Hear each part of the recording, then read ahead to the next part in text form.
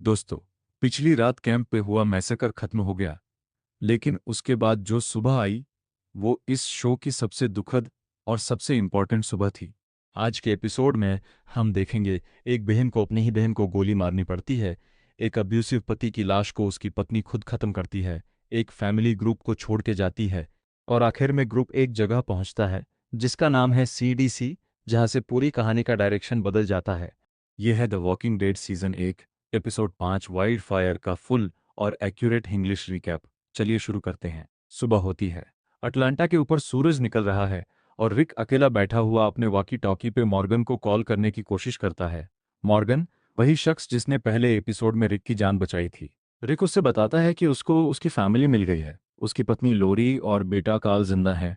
फिर वो वार्निंग देता है, अटलांटा जो उन्हें सोचा था वैसा नहीं है, शहर में मत घुसो। लेकिन दूसरी तरफ से कोई जवाब नहीं आता, सिर्फ खामोशी। ये सीन एस्टैब्लिश करता है कि रिक अभी भी अपने पुराने कनेक्शंस को याद रखता है और एक छोटा सा ह्यूमैनिटी का जेस्चर है जो दिखाता है कि इस नए दुनिया में भी लोग एक दूसरे की केयर करते हैं, चाहे जवाब मिले या ना मिले।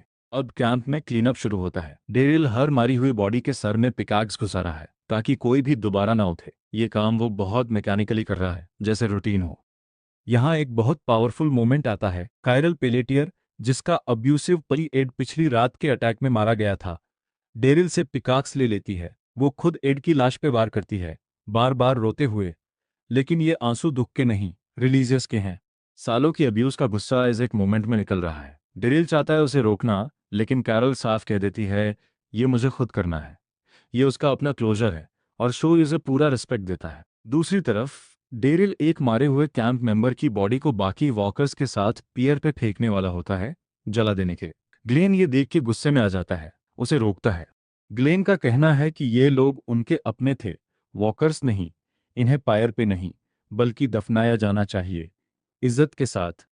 ये छोटा सा लेकिन बहुत मीनिंगफुल कॉन्फ्लिक्ट है। ये दिखाता है कि सर्वाइवल के इस नए नॉर्मल में भी कुछ चीज़ें, जैसे अपनों को दफनाना, नॉन नेगोशिएबल रहती हैं। इंसानियत अभी पूरी तरह खत्म नहीं हुई। एंड्रिया अभी भी अपनी बहन एमी की लाइफलेस बॉडी को गोद में लिए बैठी है, उसी जगह जहां से रात गुजरी थी। जब रिक उसके पास जाके यूज समझाने की कोशिश करता है कि अब उठना पड़ेगा, एंड्रिया अपनी गुन निकाल लेती है और सीधा रिक को वार्न करती है कि अब वो जानती है सेफ्टी कैसे काम करती है, मतलब वो सीरियस है। रिक पीछे हट जाता है। डैरिल रिक और शेन को याद दिलाता है कि एमी जल्दी ही टर्न हो सकती है और उससे पहले कुछ करना पड़ेगा। लेकिन कोई भी एंड्रिया से ज़बरदस्ती नहीं करता। सब लोग उसकी ग्रीफ को स्पेस देते हैं, चाहे वो उन्हें डर भी रहा हो। जिम, जिसे हमने पिछले एपिसोड में आरवी के नीचे एकली डिगिंग करते देखा था, उसकी हालत अब बहुत ख़राब हो चुकी है।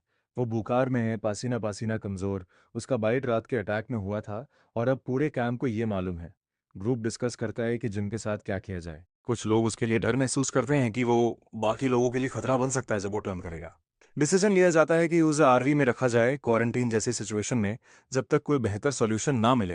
रिक यहीं पे एक आइडिया प्रपोज करता है, CDC, centre for disease control. शायद वहाँ साइंटिस्ट बचे हों, कोई क्योर हो, या कम से कम ये समझ लगे कि इन्फेक्शन एक्चुअली काम कैसे करता है। ये एपिसोड का टर्निंग पॉइंट है। ग्रुप का नया डेस्टिनेशन डिसाइड हो जाता है। एक और इमोशनल बीट यहाँ आता है। मोरालेस फैमिली, जो शुरू से ग्रुप का हिस्सा थे, डिसाइड करते हैं कि वो सीडीसी की तरफ नहीं जाएंगे। उनके रिलेटिव्स बर्मिंघम में हैं और वो उन्हीं को ढूंढने जाना चाहते हैं, चाहे रास्ता कितना भी खतरनाक क्यों न हो। ये फेयरवेल सीन बिटर स्वीट है। रिक उन्हें कुछ सप्लाईज और एक गुन देते हैं प्रोटेक्शन के लिए। दोनों ग्रुप्स एक दूसरे को गुड बाय कहते हैं, ये जानते हुए कि शायद वो दोबारा कभी ना मिले। इस शो में ये पहली बार है जब ग्रुप खुद से वॉलंटरीली स्प्लिट होता है। सबको अपनी फैमिली, अपना रास्ता चुनने का हक है। वक्त गुजरता है और आखिरकार एमी टर्न होने लगती है। उसकी आंखें खुलती हैं। अब वो एंड्रिया की बहन नहीं रही, एक वॉकर बन चुकी है। एंड्रिया, जो इतनी देर से सबको दूर रख रही थी, अब खुद ये काम करती है।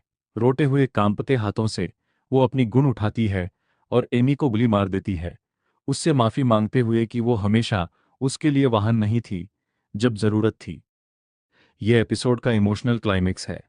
एंड्रिया को किसी ने फोर्स नहीं किया, उसने ये खुद किया, अपनी शक्तों पे, अपनी बहन को आखिरी इज्जत देते हुए। ये सीन शो की राइटिंग की ताकत दिखाता है। कोई जंप स्केयर नहीं, सिर्फ रॉ ह्यूमन